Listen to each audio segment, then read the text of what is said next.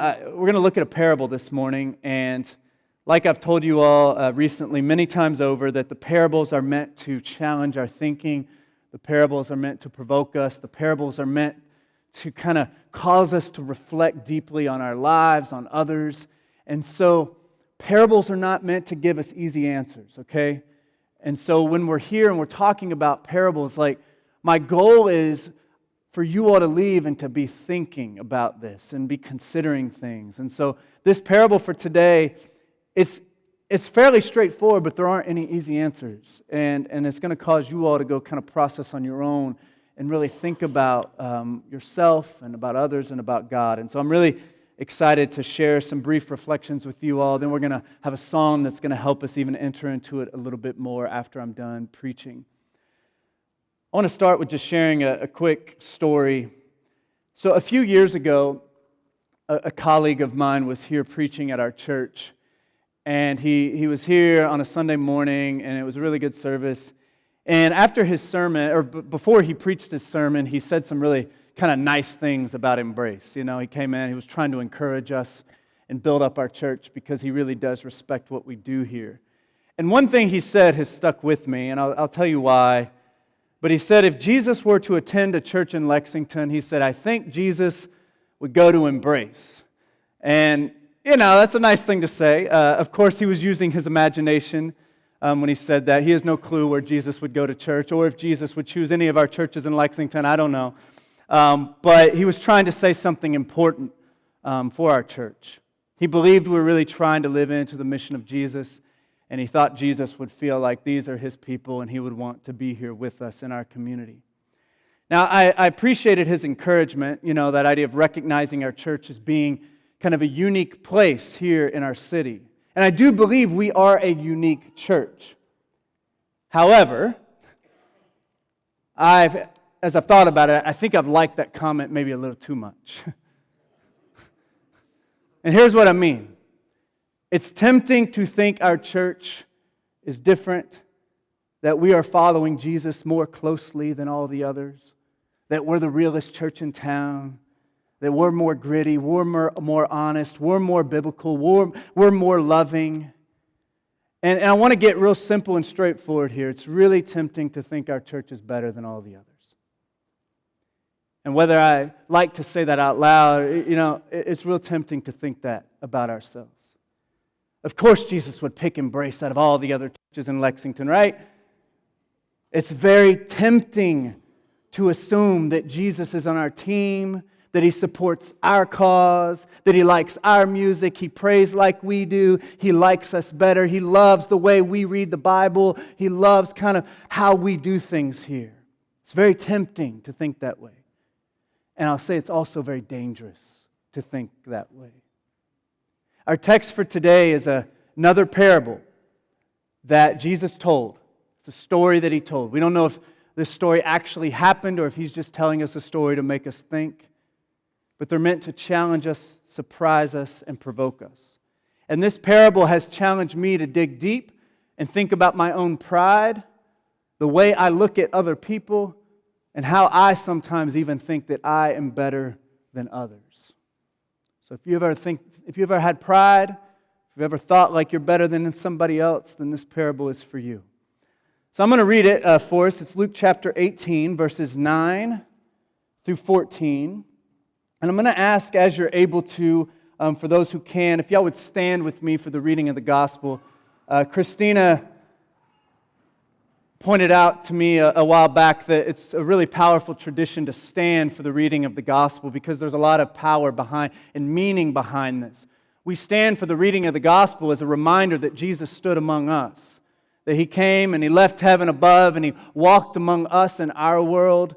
And so we stand together as a sign of what Jesus has done for us, that he stands with us. And we also stand as a sign that we stand together throughout our lives. So we stand together on Sundays because we stand together in our day-to-day lives. And so hear these words from the Gospel of Luke, chapters 9 through 14. To some who were confident of their own righteousness and looked down on everyone else, Jesus told them this parable. 2 men went up to the temple to pray, one a Pharisee and the other a tax collector. The Pharisee stood by himself and prayed, God, I thank you that I am not like other people, robbers, evildoers, adulterers, or even this tax collector. I fast twice a week and give a tenth of all I get. But the tax collector stood at a distance. He would not even look up to heaven, but beat his breast and said, God, have mercy on me, a sinner. I tell you that this man, rather than the other, went home justified before God. For all those who exalt themselves will be humbled, and all those who humble themselves will be exalted. This is the word of God for the people of God. Amen. Y'all can have a seat. You know, this parable that I just read, in many ways, is fairly straightforward. Luke tells us why Jesus told the parable. He tells us who he was saying it to. He says at the beginning that Jesus told this parable to some people who were confident in their own righteousness and also looked down on everyone else. Which means that we're all implicated here, because I think at many times we've all been confident in our own righteousness, and I'm fairly sure that all of us have looked down on other people at points during our lives. We've thought we're better than others. This parable is for us. There are two men in the parable, and both men went up to the temple to pray. Now, one man was a Pharisee, and one was a tax collector. So, I want to talk about the Pharisee's prayer first. The Pharisee stood up, and he prayed a prayer of thanks to God. It was a prayer of gratitude. And he was looking at his life, and he said, God, I thank you that I am not like. And then he gave a list of people that he was grateful he was not like. He was glad that he was not like the robbers, evildoers, adulterers, and tax collectors. All people I don't want to be like either. I wonder how you all would end that sentence. God, I thank you I am not like. Think about that just for a moment. How would you end that sentence? God, I thank you that I'm not like those people. Some possibilities of how folks might answer this question. God, I thank you that I am not like my parents. God, I thank you that I am not like those Trump supporters. God, I thank you that I am not like the godless liberals. God, I thank you that I am not like racist or lazy people or terrible drivers. I thank you that I'm not like negative people. I thank you that I'm not like my ex-wife or my ex-husband. I'm thankful I'm not like that liar and cheater. I'm thankful that I'm not like those greedy rich people. God, I thank you that I'm not like fundamentalist Christians, stupid people. I'm thankful I'm not like Governor DeSantis or Greg Abbott.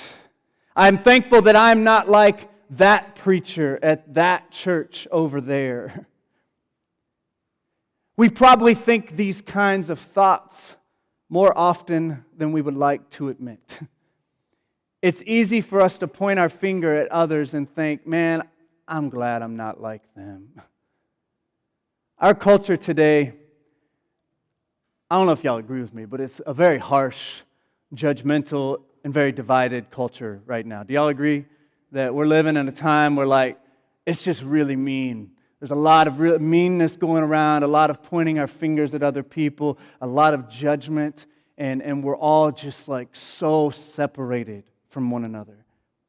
If you're like me, as I look back over the last few years in particular, I think our world's changed a lot just in the last few years. But as I look back over the last few years, I can say personally that I've written off some people and just said, I don't want anything to do with them anymore. And I've just kind of put them out of my life in many ways. I'm sure you all have written people off in the last few years, made assumptions about other people, maybe distanced yourself from people that you feel aren't like you, aren't as loving as you, hold different views than you, go to different churches than yours. I've had people distance themselves from me because of Facebook posts I've made. I don't know if that's happened to you all before. I've also distanced myself from other people because of their Facebook post as well, because I didn't like the things they were saying. They probably thought about me, they're like, man, I'm glad I'm not like him. He's gone off the deep end. Perhaps I've thought about them similar things. I'm grateful I'm not like them. They've really gone down a weird path. I'll tell you, I'm just going to be honest with you. I'm feeling increasingly uncomfortable with this. With this kind of divisive, judgmental, arrogant way of living in the world. And I wonder if Jesus is inviting us to something different.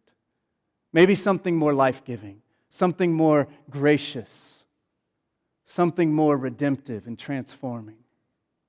You know, this parable surprises like all parables. The Jewish audience that Jesus was talking to, you know, they would have likely made some assumptions as they heard Jesus telling this story. Quick assumptions they would have made that we don't necessarily make because we're not living in their time. But they would have made some quick assumptions. They probably would have assumed, as he said, there were two men, a Pharisee and a tax collector. They would have immediately assumed the Pharisee is going to be the good person in the story, and the tax collector is going to be the evil, corrupt, and sinful person in the story. Pharisees today, in Christian circles, have a bad reputation. All right, Jesus did have some conflict with some Pharisees in the gospel, and we have assumed that all Pharisees, therefore, were self-righteous and legalistic and corrupt hypocrites. That's not true. I remember I sang a song as a kid. I was telling Jeremy Hankey this on Zoom this morning during our Bible study. It was called, I Just Want to Be a Sheep. Have y'all heard this? It's like, I just want to be a sheep, bye, bye, bye, bye. It's a terrible song. But there's one line, it goes like, I don't want to be a Pharisee, because they're not fair, you see. You know, so we don't want to be a Pharisee, because they're not fair, you see. Also the Sadducees, I don't want to be a Sadducee, because they're so sad, you see. It's really not, it's kind of lame, you know. It's terrible, I agree. Gross stereotypes of these groups. And like, it's kind of funny, but the reality is actually like there's a deeper problem here, because often as Christians, and there's been some really terrible examples of how a lot of Christians have even gone to be anti-Jewish because sometimes of the ways we've taken Jesus' conflict with some religious leaders as meaning that Jesus condemned all the Jewish leadership, and that's just frankly not true. There were a lot of good Pharisees, and many of the Pharisees during that time would have been respected and revered by the community there. Many of the Pharisees shunned worldly wealth. They dedicated themselves to God, and they sought to follow God's law as closely as they possibly could. That's not a bad thing. Those are all good things. And many of the Pharisees were trying to help others figure out how to follow God in their day-to-day lives as well. The same exact stuff Jesus was trying to do, and that's one reason he butted heads with some of them, because they were both maybe having different ways about doing that in the world. So many of the Pharisees, they wanted Judaism to be renewed and revived, and the Jewish audience who was hearing Jesus tell this story, they would have looked favorably on the Pharisee in the story and wanted to identify with the Pharisee. Tax collectors, on the other hand, were not viewed favorably. Nowadays, we see how Jesus reached out to a lot of tax collectors, and so we have a favorable view of tax collectors today in many ways, because they were like the marginalized, oppressed people, and we love them like Jesus did, which is wonderful. However, tax collectors were not necessarily that way back then. They were not people who anyone would have looked at favorably, particularly Jews, because they were kind of sellouts. The Roman Empire, one thing that they did is the Roman Empire conquered a lot of nations in that area, and that's how they built their empire. And one way they would fund their empire is through taxation of the conquered peoples, right? And so what they would do was very smart. They would recruit locals, and so of these nations, they would recruit people to be tax collectors and collect their taxes for them. And they kind of gave them free rein to do it however they wanted. They just needed their money.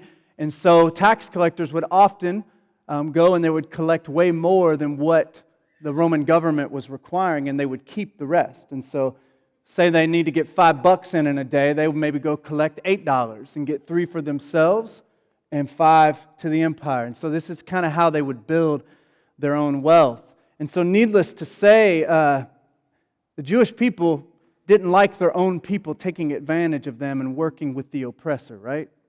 And so the fact that a tax collector in this story would have been in the temple praying would have been fairly jarring probably to a first century Jew who was hearing this story.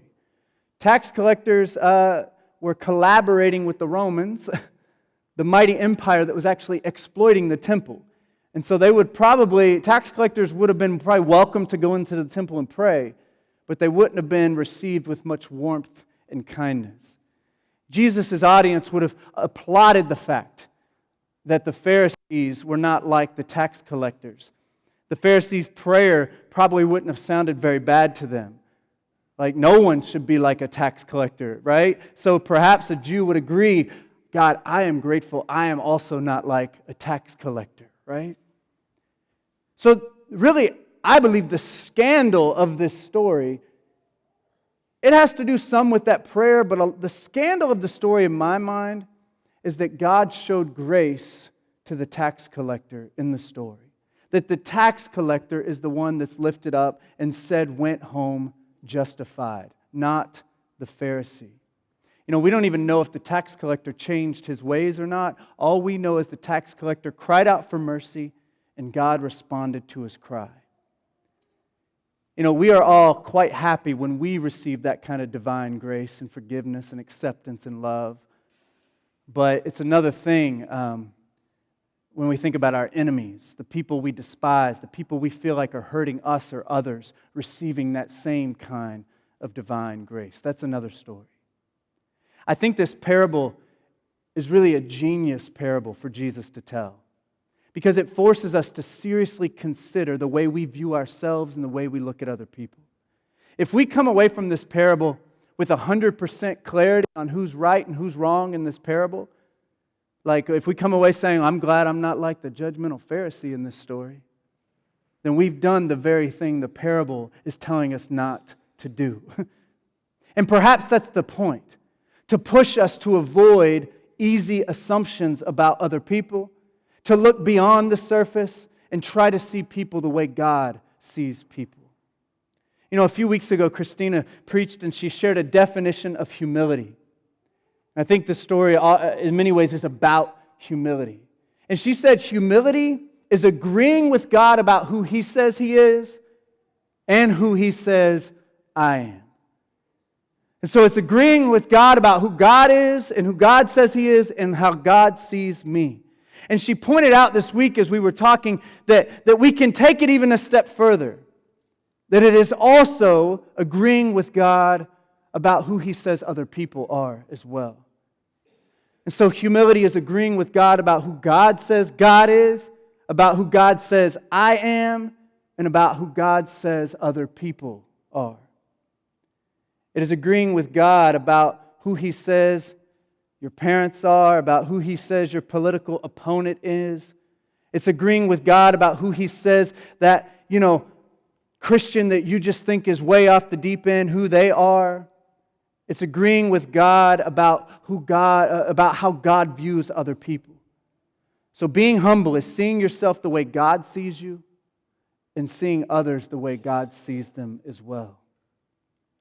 Last week I said that Jesus was on a mission to get us to see the world differently, to see God differently, to see ourselves differently, to see others differently. And so instead of seeing ourselves as better than others, more enlightened than others, more right than others, perhaps we just need to see ourselves as broken human beings who need God's grace and love, just like the neighbor down the street who drives us crazy, or your friend on social media who seems to push all your buttons without even trying.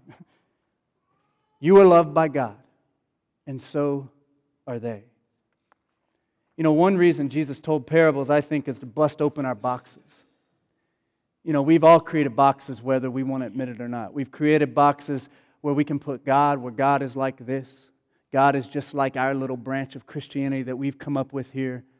Or we want to create boxes for others and say, those people are like that because, they support that person. Or these people are like that because they watch that television station. These people are like that because they hang with those folks or they look like that. We've also created boxes for ourselves and say, this is who I am. This is what all I will ever achieve in my life. I'm not lovable, or I am so great, or whatever it may be. And I think Jesus has came to kind of bust those open. You know, often we think God supports our political views, that God, because mine are the right ones, right? We think that those people must be hateful and mean because they go to that church and they read those authors and they watch that television channel. I must be a good person because I read these books, I follow that Twitter account, I got the cool yard sign, you know. Yet I think Jesus is challenging us to try a little harder, right? To have a bigger vision than just whatever we're seeing right in front of us right now. To think differently, to see differently. To expand our minds and our vision to see a wider embrace, a more loving way, a more merciful and gracious path. In our world that's just filled with meanness and judgment and violence and hate and separation, I believe Jesus is inviting us down a path of radical mercy and compassion and love. And I don't know exactly how we get there, but I want to push back a little bit and just say, I feel like we've done a lot of harm, we've made a lot of assumptions about others, and we've kind of just bought into the way society's working right now. And I believe the church ought to be trying to discern something different. It's one thing we were talking about in our Bible study downstairs this morning. It's just you have these different paths that the Pharisees and the tax collectors are representing, and maybe Jesus is calling us to a different way.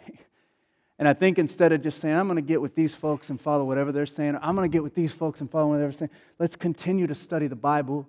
Let's continue to discern what the Spirit is doing among us and try to go down the path that God is leading us. And I think it has got to be a path that's less judgmental than what we're living right now. It's got to be a path that is more compassionate and more gracious and more loving. So that's what I want y'all to reflect on this week.